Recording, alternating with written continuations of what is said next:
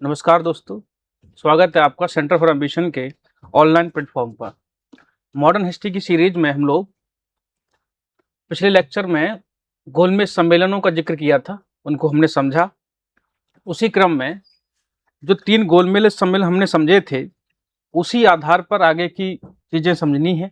गोलमेज सम्मेलन जो हुए ब्रिटेन में, तो गोलमेज सम्मेलनों का निष्कर्ष क्या निकला था? उन 3 गोलमेज सम्मेलनों का जो कंक्लूजन निकला था, वो दोस्तों था सांप्रदायिक निर्णय और उसके बाद जो है पूना पैक्ट। पूना पैक्ट हम अलग से समझेंगे, लेकिन ये सांप्रदायिक निर्णय जो है, कम्युनल अवार्ड, ये दरअसल जो है गोलमेज सम्मेलनों का परिणाम था। अगर आपसे पूछा जा रहा है कि गोलमेज जो राउंड टेबल सम्मेलन हुए थे, इन सम्मेलनों का रिजल्ट क्या निकला, तो वो दरअसल कम्युनल अवार्ड ही था। कैसे? 3 गोलमेज सम्मेलनों में डॉक्टर बी आर अम्बेडकर की भागीदारी सुनिश्चित रही। तीनों गोलमेज सम्मेलन में उन्होंने भाग लिया था। इसी आधार पर जो है उन्होंने दलितों के लिए, दलित उत्थान के लिए कुछ चीज़ों की डिमांड की थी। उसी आधार पर डॉक्टर अम्बेडकर के मांगों के आधार पर जो है ये कम्युनल अवार्ड लेकर के आया जा रहा है। क्या है कम्युनल अवार्ड? सांप्रदायिक निर्णय। हम लोग इसको विस्तार से समझते हैं। तो ये बात तो क्लियर हो गई कि ये कम्युनल अवार्ड जो है, इसका मामला दलितों से संबंधित है दोस्तों, है ना। दलितों के उत्थान से संबंधित है। ये डॉक्टर साहब की मांगों के आधार पर जो तृतीय गोलमेज सम्मेलन हुआ था, उस सम्मेलन में इसको रखा गया, डॉक्टर साहब की बातों को माना गया, उसका निर्णय कम्युनल अवार्ड निकल के आया। समझते हैं कम्युनल अवार्ड दरअसल क्या था। हिंदी में इसको सांप्रदायिक पंचायत कम्युनल अवार्ड इंग्लिश में कहते हैं। डेट ध्यान रखिएगा, इसकी जो घोषणा की गई थी 16 अगस्त 1932 में, है ना। घोषणाकर्ता कौन है? रैमजे मैकडोनाल्ड, ब्रिटिश प्रधानमंत्री हैं, है ना। ध्यान रखिए, रैमजे मैकडोनाल्ड ब्रिटिश प्रधानमंत्री हैं, इनका नाम ध्यान रखिएगा कौन है। 20 सितंबर 1932 को। आगे देखिए इसमें प्रावधान क्या था। ये जो कम्युनल अवार्ड था, इसमें प्रावधान क्या था? इसमें मैंने कहा कि दलितों के लिए पृथक निर्वाचन का प्रावधान किया गया था। सेपरेट इलेक्टोरेट, ये ध्यान रखिएगा, सेपरेट इलेक्टोरेट का प्रावधान किया गया था।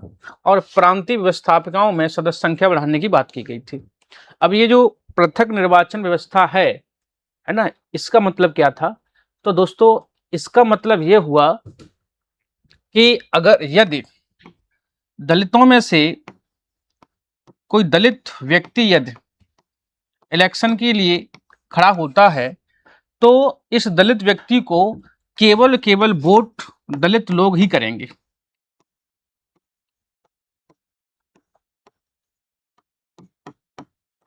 समझ आया? किसी भी समाज में या किसी एरिया में यदि वहां से कोई दलित कैंडिडेट खड़ा होता है, तो उस कैंडिडेट को वोट देने का अधिकार केवल और केवल दलितों को होगा। कोई दूसरा व्यक्ति वोट नहीं डाल सकता। इसका मतलब ये था। तो ये समाज को विभाजन करने का एक आधार था, समाज को विभाजित करने की एक प्रक्रिया थी। इसी आधार पर दरअसल इसका प्रावधान किया गया था। डॉक्टर साहब चाह रहे थे कि इसके माध्यम से दलित समाज के लोग राजनीति में पहुंचेंगे, उनका राजनीतिक उत्थान होगा। इसी वजह से उन्होंने इसकी मांग की थी। और ब्रिटिश तो चाह रहे थे बांटो और राज करो की नीति, डिवाइड एंड रूल के माध्यम से, तो उन्होंने इस प्रावधान को कर दिया था। गांधी जी ने इस व्यवस्था का विरोध किया दोस्तों, है ना। और इसी वजह से उन्होंने 20 सितंबर 1932 को यरवदा जेल, महाराष्ट्र की यरवदा जेल में आमरण अनशन कर दिया था, है ना। भूख हड़ताल पर बैठ गए थे। दोस्तों हमने शुरुआत में समझा था कि गांधी का जो अंतिम हथियार था, राजनीतिक हथियार था, वो था भूख हड़ताल कर देना, है ना, इस तरह की चीजें करना। तो गांधी भूख हड़ताल पर बैठ जाते हैं।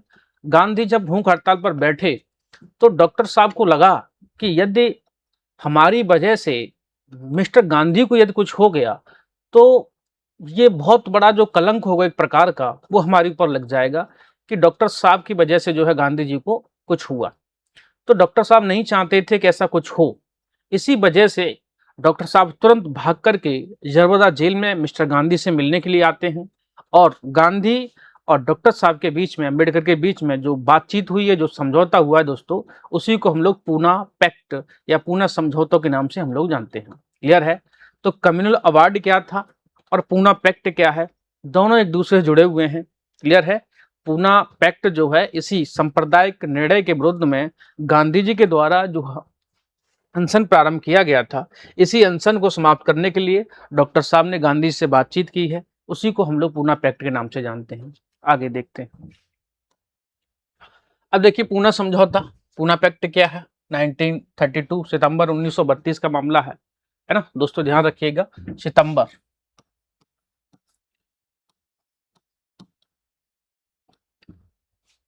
क्या प्रावधान थे गांधी जी के बीच और डॉक्टर साहब के बीच जो बात हुई थी, उसमें गांधी जी ने केवल यही कहा डॉक्टर साहब से कि आप दलितों की पृथक निर्वाचन व्यवस्था को समाप्त कर दीजिएगा और बदले में आप सीटों को बढ़ा लीजिएगा। क्लियर है।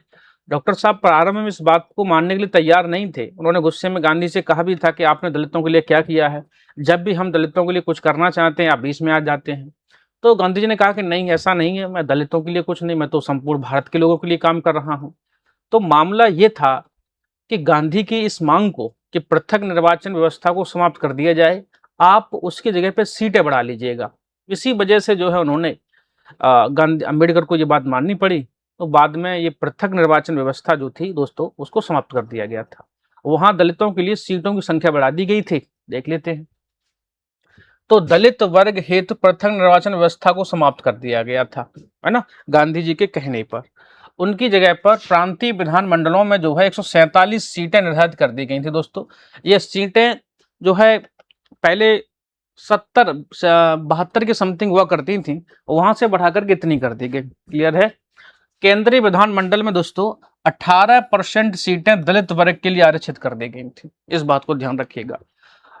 प्रांतीय विधानमंडल में सीटों की संख्या 72 से बढ़ाकर के 147 कर दी गई थी, 147 कर दी गई। और केंद्रीय विधानमंडल जो था वहां दलितों के लिए 18% सीटें जो थी रिजर्व कर दी गई थी दोस्तों। गांधी जी पर जो गांधी अंबेडकर ने यह आरोप लगाया था कि आपने दलितों के लिए कुछ नहीं किया, दलित उत्थान के लिए कुछ नहीं किया, तो फिर गांधी जी ने उसी से अंबेडकर साहब से कहा था कि यदि आपको लगता है कि मैंने दलितों के लिए कुछ नहीं किया है, तो मैं आपसे वादा करता हूं कि इस जेल से निकलने के बाद मैं दलितों के लिए एक बड़ा कार्यक्रम का आयोजन करूंगा। तो दोस्तों यहीं से गांधी जी ने जो है हरिजन उत्थान के लिए कुछ कार्यक्रम चलाए हैं, एक न्यूज़पेपर निकाला था और कुछ संस्थाओं की स्थापना की। देख लेते हैं। देखिए गांधी जी का हरिजन कार्यक्रम क्या है। तो हरिजन सेवक संघ दोस्तों 90 1932 का ही मामला है ये, जब उन्होंने हरिजन सेवक संघ की स्थापना की है। छुआछूत विरोधी लीग की स्थापना की उन्होंने सितंबर 1932 में दोस्तों, इसको ध्यान रखिएगा। हरिजन पत्रिका का प्रकाशन किया है जनवरी 1933 में दोस्तों। डेट ध्यान रखिए, कभी यूपी पीसीएस जो है डेटों से बड़ा लगाव है, डेट पूछता है, इसलिए मैं डेटों को लिख के रखा हुआ हूं। तो हरिजन सेवक संघ की स्थापना की जा रही है, छुआछूत विरोधी लीग की स्थापना की जा रही है और पत्रिका निकाली उन्होंने हरिजन पत्रिका। दोस्तों एक फैक्ट और ध्यान रखिएगा यहां पर कि दलितों को हरिजन शब्द जो है या दलितों को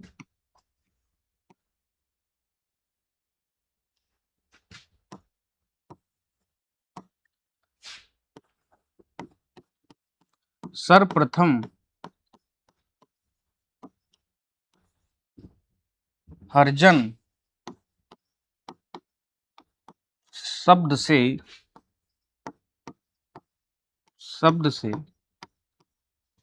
संबोधन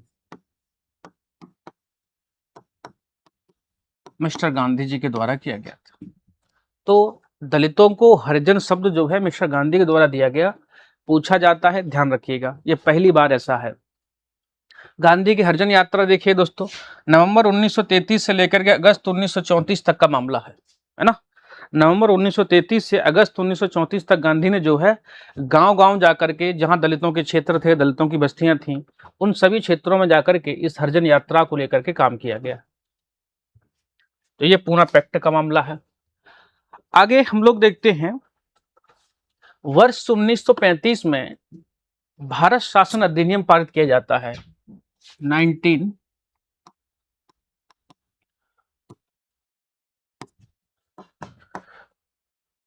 वर्ष 1935 में 1935 का अधिनियम पारित किया जाता है। उसी 1935 के अधिनियम के तहत उसमें कहा गया था कि भारत में प्रांत के लेवल पर जो है चुनाव कराए जाएंगे। तो ये जो प्रांतीय चुनाव का प्रावधान लिखा जा रहा है, इनका प्रावधान दरअसल 1935 के एक्ट में किया गया था।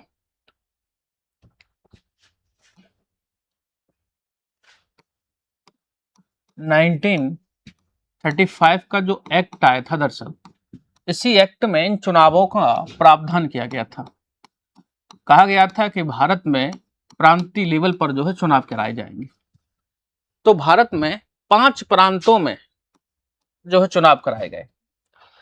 अच्छा, ध्यान यह रखना है कि ये जो चुनाव हो रहे थे, उन चुनावों के लिए भारत में इस समय 2 पार्टियां, मुख्य रूप से 2 पार्टियां थी। एक भारतीय राष्ट्रीय कांग्रेस, है ना, और दूसरी पार्टी थी मुस्लिम लीग। मुस्लिम लीग, ये 2 मुख्य पार्टियां थी जो चुनाव में भागीदारी कर रही थी। इन चुनावों में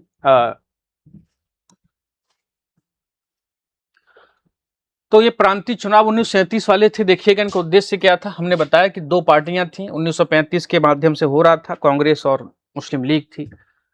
तो उद्देश्य क्या थे? सत्ता में भागीदारी एवं संसदीय संघर्ष को बढ़ावा देना, है ना, जन राजनीति को संसदीय राजनीति से जोड़ना, सरकार में शामिल होकर रचनात्मक कार्यों को प्रोत्साहन देना।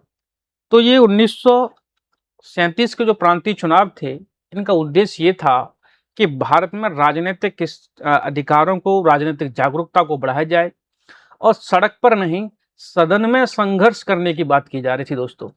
सदन में जाकर के ब्रिटिश के बनाए गए नियम कानूनों को लेकर के संघर्ष करने की बात की जा रही थी। चुनाव में भाग लेने का आधार क्या था? तो दोस्तों हमने बताया कि भारत शासन अधिनियम 1935 के अंतर्गत भारत को प्रांतीय शासन का अधिकार मिला था, है ना। क्षेत्रीय दलों का गठन हुआ, यूनिस्ट पार्टी, कृषक प्रजा पार्टी, इंडिपेंडेंट लेबर पार्टी आदि इस तरह की क्षेत्रीय पार्टियां बनाई गई थी। कांग्रेस ने 1936 के लखनऊ और फैजपुर अधिवेशन में चुनाव लेने का निर्णय लिया था दोस्तों। तो ये डेट ध्यान रखिएगा, कांग्रेस का लखनऊ अधिवेशन जो है और फैजपुर अधिवेशन, इसी अधिवेशन में चुनाव लड़ने का निर्णय लिया गया था, जिसमें कहा गया था कि हमें प्रांतीय चुनावों में पार्टिसिपेट करेंगे। तो उसी पार्टिसिपेट की प्रक्रिया में कांग्रेस का प्रदर्शन क्या रहा दोस्तों, देखिएगा। तो संयुक्त प्रांत, जिसको आज हम लोग जो है उत्तर प्रदेश के नाम से जानते हैं, मध्य प्रांत, है ना, जो ये एमपी वाला क्षेत्र है दोस्तों, और बिहार, है ना, उड़ीसा, मद्रास, ये 5 प्रांत थे जहां मुख्य रूप से भारतीय राष्ट्रीय कांग्रेस ने पूर्ण बहुमत से सरकार बनाई थी दोस्तों। तो ये कांग्रेस का प्रदर्शन अच्छा रहा मुख्य रूप से कुल मिलाकर के, है ना। बंगाल, पंजाब और सिंध में बहुमत नहीं मिला दोस्तों, इस बात को ध्यान रखिएगा। बंगाल, पंजाब और सिंध में कांग्रेस को बहुमत नहीं मिला। ये पंजाब और बंगाल, सिंध का जो क्षेत्र आप देख रहे हैं, दरअसल मुस्लिम बहुल क्षेत्र है मुख्य रूप से। तो कांग्रेस का यहाँ प्रदर्शन ठीक नहीं रहा। चुनाव तो, सीटें तो मिली कुछ ना कुछ, वोट तो मिले, लेकिन जो है मुख्य रूप से पूर्ण बहुमत नहीं मिला दर्शक। पश्चिमोत्तर सीमा प्रांत, बंबई, असम में सबसे बड़ी पार्टी बनी थी दोस्तों कांग्रेस। तो पश्चिमोत्तर सीमा प्रांत, बंबई और असम में कांग्रेस एक बड़ी पार्टी के तौर पर उभरी थी। कुल 8 प्रांतों में सरकार का गठन किया गया था। तो ये जो 5 प्रांत ये हैं, और 3 प्रांतों में भारतीय राष्ट्रीय कांग्रेस ने दरअसल गठबंधन की सरकार बनाई थी। इसलिए कहा जा रहा है कि टोटल जो है कुल 8 प्रांतों में कांग्रेस ने सरकार बनाई। अब ये 6 प्रांतों में सरकार और उनके प्रधानमंत्री थे मुख्य रूप से, है ना।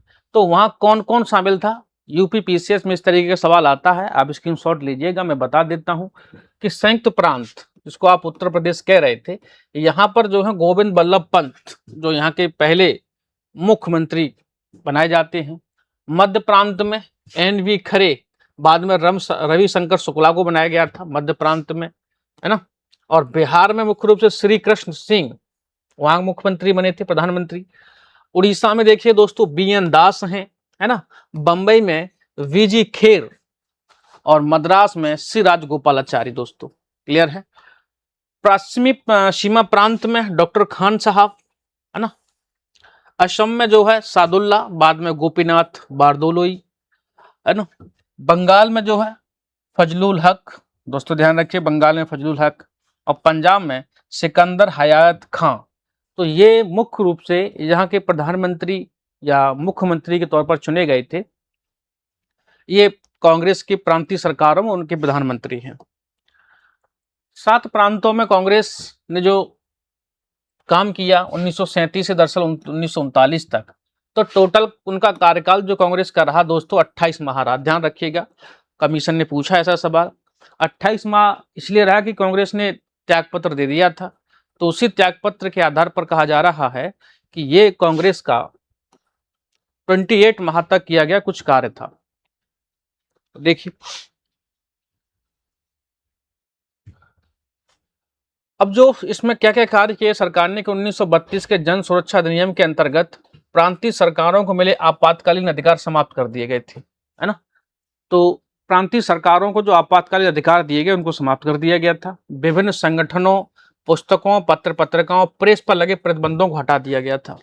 तो इन प्रांतों में कांग्रेस के द्वारा दरअसल कुछ सुधारवादी कार्य किए जा रहे हैं, है ना। इन्हीं सुधारवादी कार्यों में ये सारी चीजें हो रही हैं। 1937 में बंबई में कपड़ा जांच समिति की नियुक्ति की गई थी, है ना। ये कांग्रेस के माध्यम से किया जा रहा है।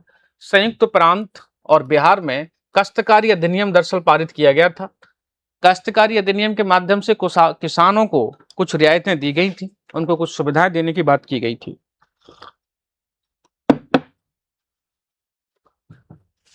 1939 में बंबई में औद्योगिक विवाद अधिनियम पारित किया गया, है ना। नागरिक स्वतंत्रता की बहाली, ग्रामीण उद्योगों का विकास, बुनियादी शिक्षा को बढ़ावा, जनजातीय कल्याण और मद्य निषेध संबंधी प्रयास।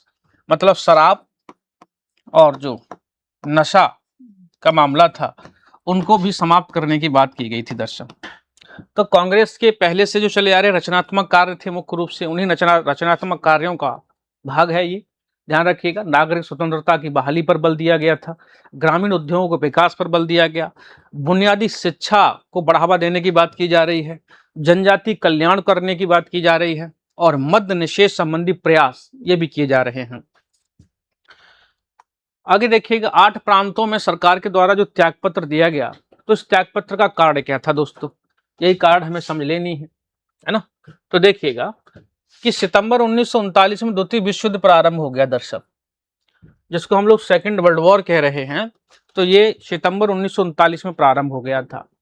ये वर्ल्ड वॉर प्रारंभ हुआ तो ब्रिटेन के प्रधानमंत्री थे, उन्होंने ऐसी घोषणा कर दी कि इस वर्ल्ड वॉर में भारत भी हमारी तरफ से लड़ रहा है। क्लियर है। तो भारत में इस समय कांग्रेस की अपनी प्रांतीय सरकारें थी, कांग्रेस सरकार चला रही थी। तो ये प्रांतों में जो सरकार थी कांग्रेस की, कांग्रेस के लोगों को लगा कि सरकार हम चला रहे हैं और भारत को शामिल करने की घोषणा ब्रिटेन के प्रधानमंत्री कर रहे हैं। तो इसी वजह से दोस्तों ध्यान रखिएगा, इन कांग्रेस के नेताओं ने त्यागपत्र दे दिया था कि जब आप ही सारे निर्णय ले रहे हो तो हमारा सरकार चलाने का क्या मतलब है। क्लियर है। यही वजह था। देखिएगा, लॉर्ड लिथगो ने तत्कालीन गवर्नर जनरल विधानमंडलों की सहमति के बिना भारत को युद्ध राष्ट्र में घोषित कर दिया था। क्लियर है। ये लॉर्ड लिथगो तत्कालीन गवर्नर जनरल हैं, लेकिन इन्होंने जो है ब्रिटेन के प्रधानमंत्री के कहने पर ऐसा किया दरअसल। तो भारतीय प्रधानमंडलों की सहमति के बिना जो कांग्रेस पार्टी काम कर रही थी उससे कोई परमिशन नहीं ले गए दोस्तों। उस आधार पर बिना परमिशन की घोषणा कर दी गई कि भारत भी हमारे साथ युद्ध में शामिल है। क्लियर है। तो कांग्रेस ने युद्ध के बाद भारत को स्वतंत्रता की मांग की थी, है ना। ये तो बाद का मामला है, लेकिन यहाँ दरअसल कांग्रेस के लोगों ने बड़ा विरोध किया कि आपने हमसे बिना पूछे ऐसी घोषणा कैसे कर दी, है ना। इसी वजह से कांग्रेस के लोगों ने जो है त्याग पत्र दे दिया था दरअसल। आप ही जब निर्णय ले रहे हैं तो आप ही सरकार चला लीजिएगा, है ना। वायसराय ने केवल औपनिवेशिक स्वराज, डोमिनियन स्टेटस, ये आगे की बात हम लोग करेंगे, है ना। अक्टूबर 1939 में दरअसल कांग्रेस के मंत्रियों ने त्यागपत्र दे दिया था और मुस्लिम लीग ने 22 सितंबर 1939 को मुक्ति दिवस मनाया। दोस्तों ध्यान रखिएगा, डे ऑफ डिलीवरेंस कहा जा रहा है।